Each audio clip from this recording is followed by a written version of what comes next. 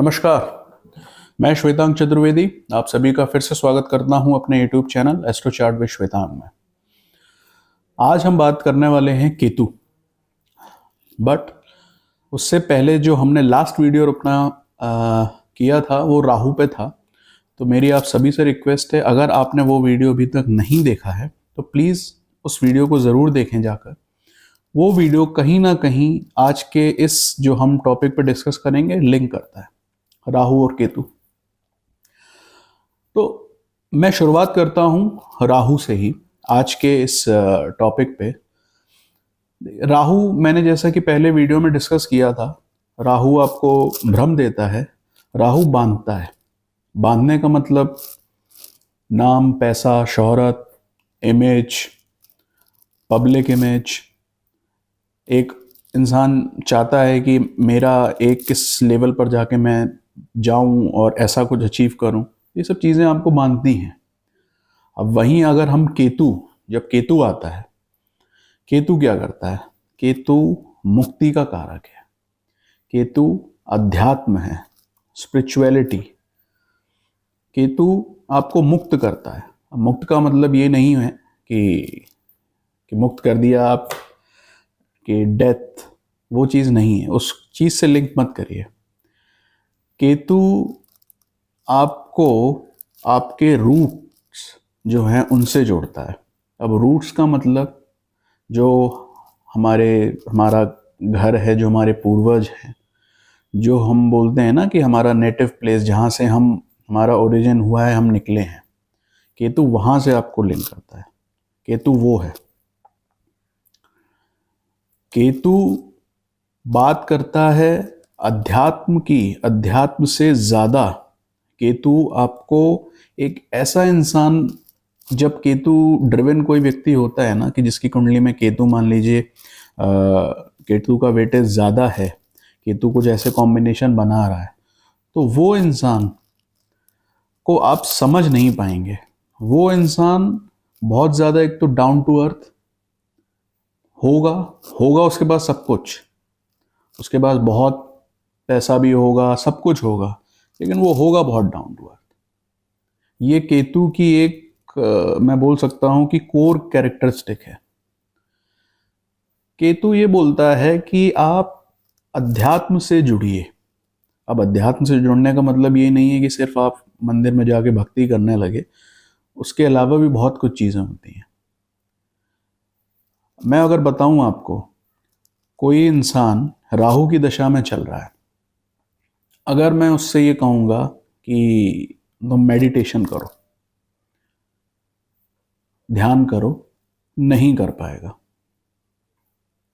आप टेस्ट करके देख सकते हैं, बैठ ही नहीं पाएगा राहु की दशा में जो होगा। वहीं अगर दूसरा इंसान जो केतु की दशा में चल रहा है, आप उसको बोलेंगे तो हो सकता है कि वो बैठना 15 मिनट की जगह हाफ एन आवर, आधा घंटा वो ध्यान में चला जाए। केतु वो मतलब मैं बोल सकता हूँ कि एक जो चेतना है अंदर की, उस चेतना का काम करता है केतु। केतु आपको डायरेक्ट भगवान से लिंक करता है। अब इसका मतलब ये नहीं कि भगवान मिल जाएंगे, इसका मतलब ये है कि कहीं ना कहीं आपके अंदर एक ऐसे चीज़ें जागृत होंगी कि जो शायद आप किसी के सामने अगर रखेंगे तो वो हो सकता है मे बी आप उस चीज़ को मजाक में ले या नहीं समझ पाए, जनरली नहीं समझ सकता, और शायद वो केतु वाला इंसान समझा भी नहीं पाएगा। केतु वो है। अगर आपको याद होगा और आपने मेरा वीडियो लास्ट देखा है, नहीं देखा है तो जाके देखिएगा। मैंने उस वीडियो में बोला था, राहु की एक रेमेडी मैंने बताई थी कि जब राहु की दशा चलती है तो आप भगवान शिव की उपासना करिए। बट केतु की जब दशा चलती है, केतु आपका जब एक्टिव होता है, केतु जब दशा में है, अंतर दशा में है, या केतु ड्रिवन व्यक्ति है, उसकी कुंडली में केतु का वेटेज ज़्यादा है, उसको भगवान शिव की उपासना नहीं करनी पड़ेगी। अपने आप उसके अंदर एक जागृति होगा, और ये वही इंसान बता सकता है जिसने ये एक्सपीरियंस किया होगा। जब भी केतु की दशा आती है, ये चीज उसके साथ होगी ही, किसी भी तरीके से, कैसे भी। कोई एक स्पेसिफिक पैटर्न नहीं है, लेकिन एक भगवान शिव भोलेनाथ के प्रति एक जागृति होना तय है। किसी भी रूप से हो सकती है वो, आप कैसे भी जोड़ोगे, बट अपने आप, आपको कोई पूजा, कोई एफर्ट्स नहीं करने पड़ेंगे, आप अपने आप ही एक कनेक्शन बनता है। मैंने कहा ना कि दोनों लिंक हैं, राहु और केतु। अब केतु, जैसे बोला कि मोक्ष, केतु अध्यात्म, केतु आपको रूट से जोड़ता है। अब रूट से जोड़ने का क्या मतलब है, यहाँ पर बात करूं तो हम अगर समझें इस चीज को, तो हम सभी जानते हैं कि हमारे पूर्वज, कुल देवी देवता हम बोलते हैं, तो केतु उनको रिप्रेजेंट करता है यहाँ पर। तो मैं ये बोलता हूं कि जब भी आपकी केतु की दशा या अंतर्दशा जब भी आ रही है या चल रही है, तो आप कोशिश करिए उस समय में, अगर आपके कुल देवी देवता हैं, कहीं भी हैं, जहां भी उनका स्थान है, आप एक बार जाइए जरूर, और अपने रूट्स को मत छोड़िए। अगर आप रूट्स को छोड़ेंगे तो केतु कहीं ना कहीं आपको प्रॉब्लम देगा। और एक चीज और मैं बता दूं, जब भी केतु की दशा चलती है, तो डायरेक्टली और इनडायरेक्टली आप कहीं ना कहीं कुछ ऐसा जरूर करेंगे कि आप बाद में शायद आपको जाके रियलाइजेशन होगा कि आप अपने, में भी हो सकता है कि तब तक ऐसा नहीं था, बट केतु की दशा आई और आप अपने पूर्वजों, देवी देवताओं, या अपने जो आपका नेटिव प्लेस है, उससे, उन सब चीज़ों से लिंक होके कुछ ना कुछ आप चीज़ ज़रूर इम्प्लीमेंट करेंगे उस दशा में। ये होगा। इसके अलावा अगर मैं बात करूं, तो आप अपने जब लग्न चार्ट में देखते हैं, जैसे हमने राहु पे डिस्कस किया था, सेम है। लग्न चार्ट पर आप जब जाएंगे, अपनी कुंडली देखेंगे, आप देखेंगे केतु कहाँ प्लेस्ड है। तो मैं आपको बहुत सिंपल सी एक चीज़ बता देता हूँ। केतु के लिए जो एक बहुत सूटेबल हाउसेस हैं चार्ट में, लग्न चार्ट में, वो आपका 4th, 8th और 12th। अब ये 3 हाउसेस क्यों हैं, 4th, 8th और 12th? ये हमारे मोक्ष त्रिकोण है। हमारे कुंडली में त्रिकोण होते हैं, धर्म, अर्थ, काम, मोक्ष। तो ये 4th, 8th और 12th हाउस, ये हमारा मोक्ष त्रिकोण आ गया। तो जब भी केतु 4th, 8th और 12th में जाकर आपका प्लेस्ड होगा, वो केतु आपको, मतलब मैं ये बोल सकता हूं कि वो केतु कहीं ना कहीं आपके लिए एक फेवरेबल पोजीशन में है। बाकी अच्छा बुरा क्या रिजल्ट्स देगा स्पेसिफिकली, वो तो हम जब एनालिसिस करते हैं तभी समझ में आएगा। बट इन फर्स्ट गो मैं ये बोल सकता हूँ कि वो कहीं ना कहीं आपके लिए फेवरेबल है, क्योंकि वो मोक्ष त्रिकोण से कनेक्ट हो गया। अगर मैं, क्योंकि मैंने कहा ना ये वीडियो लिंक कर रहा है, राहु से लिंक किया। इससे पहले मैंने एक वीडियो बनाया था 8th हाउस पे, अष्टम भाव। अगर नहीं देखा है तो वो भी जाके देखिएगा। वहां मैंने बोला था कि 8th हाउस जो है वो इंट्यूशन देता है, 8th हाउस। अब मैं ये बोलूंगा कि केतु जो ग्रह है वो इंट्यूशन देता है। ग्रह वो भाव था, यहाँ ग्रह है केतु। केतु अगर किसी का 5th हाउस या 8th हाउस में प्लेस्ड है, तो वो इंसान खुद ही बता देगा। और अगर किसी का है, कोई देखता है, अपनी कुंडली देखी है, तो उस कमेंट ज़रूर करिएगा। अगर केतु किसी का लग्न चार्ट में 5th हाउस या 8th हाउस में बैठा है, उस इंसान को फ्यूचर पहले ही दिख जाएगा। फ्यूचर में होने वाली जो भी किसी भी तरीके के इवेंट्स हैं, अच्छे बुरे, वो सब उसको पहले ही पता चल जाएंगे। ये केतु ताकत देता है। इससे बड़ी मुझे नहीं लगता कि कोई आपके पास पावर हो सकती है। पैसा नाम तो सब पैसा कमा ही लेते हैं, बट ये जो एक चीज़ है ना कि फ्यूचर आपको दिखा दे, फ्यूचर में होने वाली चीज़ें आपको पता चल जाएं, ये केतु कर सकता है। 5th हाउस और 8th हाउस में जब भी केतु बैठेगा, ये चीज़ देगा ही देगा। और इसके साथ केतु ज्योतिष से आपको जोड़ता है। केतु 8th हाउस में है, केतु 5th हाउस में है, या इवन केतु 12th हाउस में है, और केतु 9th हाउस में है, तो ये कॉम्बिनेशन कहीं ना कहीं आपको ज्योतिष से कनेक्ट करते ही हैं। और केतु की जब भी दशा चलती है तो एक बहुत ये सिंपल सी चीज है, इट डजेंट मीन कि आप एस्ट्रोलॉजी प्रिडिक्शंस देने लगे।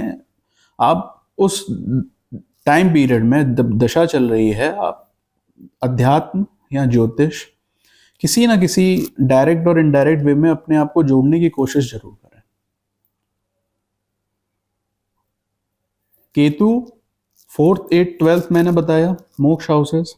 ऐसे ही जो हमारा धर्म त्रिकोण है 1st 5th और 9th, ये 3 हाउसेस धर्म त्रिकोण इनको बोलते हैं। यहाँ भी जब केतु आपका प्लेस्ड होगा, 5th का मैंने आपको बताया ही क्या करता है, ऐसे ही 1st 9th और 5th, ये 3 हाउसेस में भी जब भी केतु प्लेस्ड होता है तो कहीं ना कहीं आपको कुछ पॉजिटिव चीजें देता जरूर है। अब फॉर इंस्टेंस केतु मुक्ति का है। अब मुक्ति का मतलब सिर्फ ये नहीं होता कि मुक्त कर दिया, आप किसी की डेथ हो गई या आपका ही टाइम आ गया, ऐसा नहीं है। इसका मैं आपको एक छोटा सा एक एग्जाम्पल के थ्रू बताता हूँ कि जब भी केतु एक्टिव होता है चार्ट में, तो आप ऑब्जर्व करेंगे कुछ ना कुछ चीज़ें आपके साथ इस तरीके की हो सकती हैं कि मान लीजिए आप जॉब में हैं, आप जॉब स्विच कर दें, जॉब छोड़ दें, या आप किसी ऐसी चीज़ में हैं, किसी ऐसी जगह पर आप वर्क प्लेस पर हैं कि जहाँ आपके पास फैसिलिटी है कि अपने वर्क को आप चेंज कर सकते हो, तो आपने चेंज कर दिया, तो आप उस चीज़ से मुक्त हो गए, तो ये भी एक मुक्ति है। इसी वजह से मैं बोलता हूँ कि बहुत सारी चीज़ें हैं हमें समझने के लिए। अब केतु को जब मैंने बताया कि आप केतु आपको एस्ट्रोलॉजी से जोड़ता है, केतु आपको अध्यात्म से जोड़ता है, केतु आपको आपके रूट्स से जोड़ता है, आपके देवी देवताओं से जोड़ता है।